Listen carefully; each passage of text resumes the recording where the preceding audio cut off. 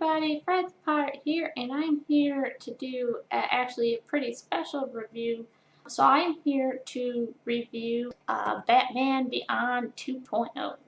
So I am here to actually review the first issue of this series. Now normally I don't review comic books. Usually I review television series.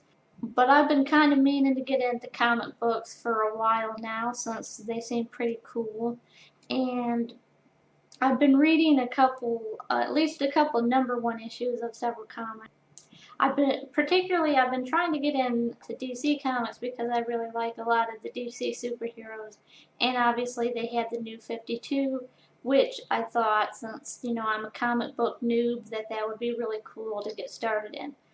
So recently, DC Comics has launched the Batman Beyond 2.0 comic, which essentially this is a comic book adaptation of the Batman Beyond animated series. And so most people my age who are in their late teens, early 20s, obviously probably saw Batman Beyond, most likely on Cartoon Network. And I know that it was a really popular series for a lot of people, so I found out that they were releasing this comic book. And now this isn't the first comic book adaptation of Batman Beyond. They had an earlier adaptation of the series in comic book form, I think before the New 52 happened. But this is the first Batman Beyond comic book series after the New 52 happened. And so far the series seems to kind of be focusing more on what happened in the animated series rather than what is occurring in the comic book continuity.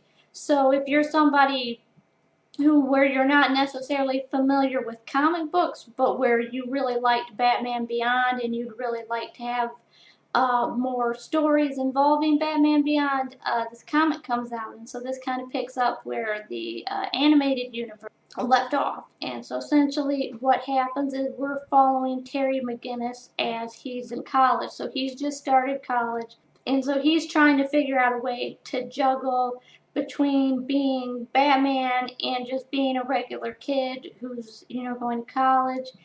I thought it was a really interesting first issue. Writing was really nice. The series is written by Higgins, and I know he's the writer for Nightwing, and I know he's done some other stuff. I think my favorite part of this issue, though, is I really liked the art, and I really liked particularly the coloring they use, because they have a separate artist and colorist. The art was really well done, and like I said, I really liked the colors. The color in the series was really vibrant, and it was really beautiful to look at, and it was really enjoyable to look at. So Batman Beyond 2.0 actually happens to be a digital first comic. Series costs 99 cents, and it updates 2 times a month. So I know that it came out, I believe, on August 3rd or August 4th. I thought it was a really cool series. I like the story so far, and I like the fact, as somebody who I mentioned who's kind of a noob to comic books, it's kind of nice to be able to read a comic book series where I'm familiar with the characters and the setting, and I don't really need to have things explained to me because I know what's going on and I can just jump in the series. So far this is a really cool series, and I'll definitely be looking forward to the second issue. You guys know how that is if you're interested in this review. Definitely check it out, and if you have read it, let me know what you guys think of it.